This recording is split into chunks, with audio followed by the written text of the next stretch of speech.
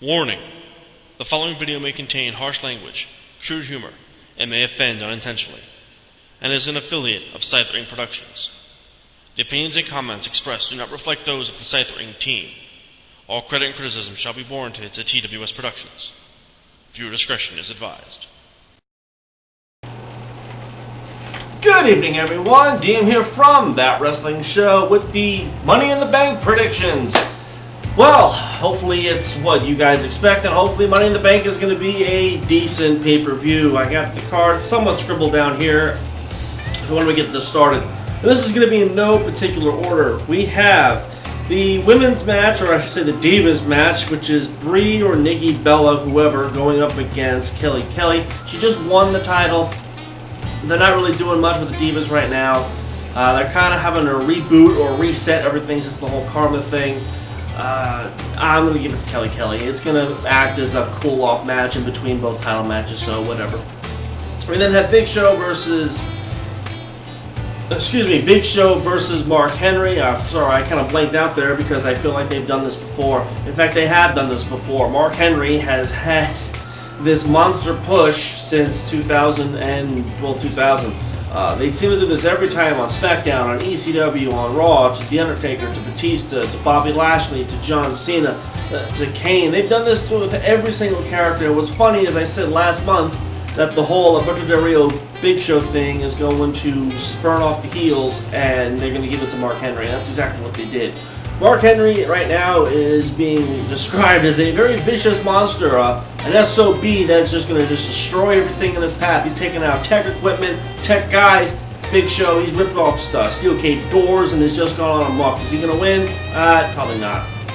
They're not going to do anything with Mark Henry, and if he does beat Big Show, what does it prove? All that he's the biggest, baddest man on the planet and he's a threat to the titles? No, he's not a threat because it's just not going to go that way. He's not even in Money in the Bank. So him winning this match it closes the feud, but it doesn't really do anything for title aspirations. Now we got the two Money in the Bank matches. One of them makes you scratch your head and one of them makes you go, huh. First we're going to do the SmackDown one. This is kind of the one where you go, huh. And you have Sin Cara, Cody Rhodes, Daniel Bryan, Wade Barrett, Justin Gabriel, Heath Slater, Kane, and Sheamus. Now there's three guys you need to look out for. First one is Sheamus. He's got the most momentum going into Money in the Bank because he's been feuding with Christian and Randy Orton for the last month or so. He's been having matches with them and failing miserably. He's been interrupting segments and failing miserably. And he's just been a brick house. Is he going to win? We'll find out. The other guy to look forward to, this is kind of a surprise, but Justin Gabriel. I know that sounds weird, but he's been getting some face pops lately. Not that WWE's going to cash in on that because it's WWE, but overseas and on house shows, they've been pairing Gabriel up with main eventers. They've been putting him at the top card, not by himself, but with the likes of Randy Orton. But it's weird that he's getting kind of that top billing. Does it mean they're going to do anything with them? Probably not. I mean, they are kind of teasing a split between him and Slater, which means Slater might be going back to FCW pretty soon, and they're going to keep Justin Gabriel, who was my pick to win season 1 of NXT. But are they going to do anything with Justin Gabriel? Not yet. I don't think they've established him enough to be a credible threat to Randy Orton unless he knows like a knockout kick or something. And the third guy is Wade Barrett. Keep an eye on him. The reason why I'm saying keep your eye on Wade Barrett, even though Cody Rhodes is the best character in that whole match, next to Sin Cara, but he's not going to win. Wade Barrett just lost the Intercontinental title. They're not doing anything with Ezekiel Jackson. Hell, Ezekiel Jackson is floundering even faster with the title, which is kind of sad. He just lost the Intercontinental title, and the formula is lose the mid-card title, then go for bigger, better things. That seems to be the formula they've been doing since 2003. So my pick to win SmackDown, if Randy Orton is going to retain the title, they're going to need a strong, credible contender, and they're going to go with Wade Barrett. Even though they've kind of buried him with the whole Nexus Core, John Cena firing thing, they might have some redeeming ability giving him the Money in the Bank. Is he going to win? If he cashes in, we'll talk about that another time, but I think Wade Barrett's going to be the winner of SmackDown's Money in the Bank. Kane is another guy to look forward to, but no. Now we got the Raw Money in the Bank, and this one kind of makes you scratch your head a little bit. We have Alberto Del Rio, Rey Mysterio, Evan Bourne, Kofi Kingston, Jack Swagger, The Miz, Alex Riley, and R-Truth. Why Dolph Ziggler's not in there, I don't know. He's not even defending his title at the event. So you figure, well, if he's not defending it, he might as well, be in there. What the hell? But no, go figure there. They didn't put him in there. I'm a little bit surprised. 3 guys to kind of watch. Actually, no, there are not 3 guys to watch because there's only one guy that's probably going to win this thing.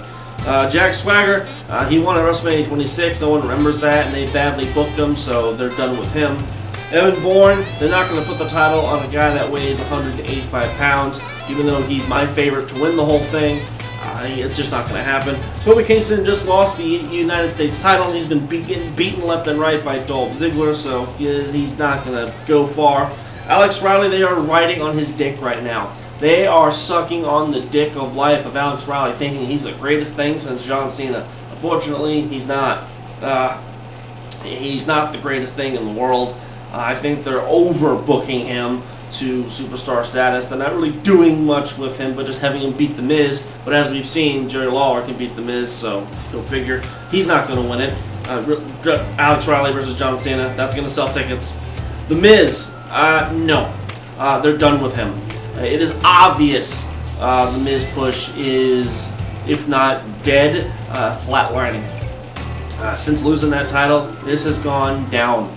He has gone downward. People don't really care that much about The Miz anymore. They're not even doing much with The Miz anymore. From what I've seen and from what I've felt, his stock has depleted greatly. And unfortunately, Miz winning Money in the Bank again. What is he going to do? Cash in and become WWE champion? Yeah. Last time they did that, they buried the poor bastard. He was one of the worst WWE champions of all time. No discredit to the guy, but the way they booked him, he was a horrible WWE champion. An absolute horrible WWE champion, and I'm sorry. But his match at WrestleMania 27 is forever tainted. R-Truth, yeah, they gave him that shot once. That was enough. I think they learned the lesson. Which brings it down to 2 guys that are actually contenders for this whole thing, Rey Mysterio and Alberto Del Rio. Rey Mysterio versus John Cena for the world title? Yeah, no, it ain't going to happen. A good face versus a great face? No. No, they're not going to do that. WWE's not smart enough to do that. They're going to give it to Alberto Del Rio. He's the only guy in that whole collection that actually kind of, not necessarily deserves a title shot, but they did kind of screw him a little bit on the whole WrestleMania thing. Bump a guy up and have him lose. Even though it seems that lately the Royal Rumble winners tend to lose at WrestleMania. That's kind of the theme they're going for, but whatever. Alberto Del Rio is the guy to look for, and he is my pick to win Money in the Bank. I could be wrong, they might surprise me, and actually let Evan Bourne win, but I doubt it. But I'm going to say that Alberto Del Rio is your winner of Money in the Bank for Raw. Now we got the 2 title matches, the 2 big title matches. Here we go. Randy Orton versus Christian. Orton's winning, without a doubt. If Christian wins, you need to have a strong face win Money in the Bank on SmackDown, and there really isn't. Come on, it's common sense. They've had 2 decent matches, one on SmackDown, one at the pay-per-view. It's not going to go any further than that. This feud is done. It's over with. People are really bored with it. I've seen it. People just don't care anymore. Christian has lost a lot of steam. Randy Orton is just, he's your champion. Love him or hate him, he's your champion. He's just going to be that good. He's going to be Christian, and that's the end of it. I'm sorry.